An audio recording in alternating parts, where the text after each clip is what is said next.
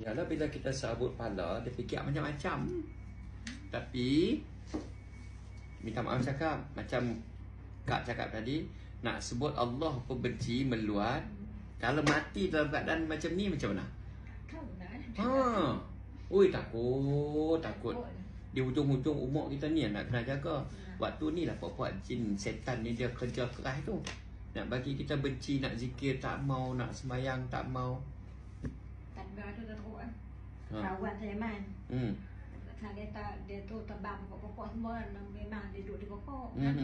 Tebang pokok-pokok titi lah. Lepas tu dia tunggu abik dia main sembang, dia lelaki dia tak ada bawa bah, dia saja main sembang. Bawa tu dia tak ada macam dengan batu tu ketil kat barang sana. Tu Kita abang ada matang berapa pula ni. Dua tu dia jadi tarik nak apa macam-macam. Pergi kat menantu dia tengok. Yalah. Tapi setakat halau, boleh halau je. Kena cuci sarang dalam badan kita tu. Kena cuci, makan ni cuci lah. Kalau tidak dia duk keluar masuk.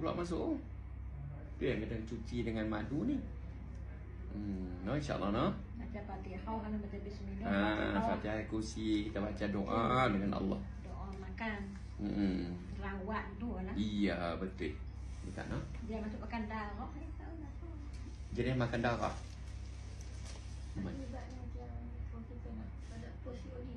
Boleh? Boleh post? Post setiap hari post.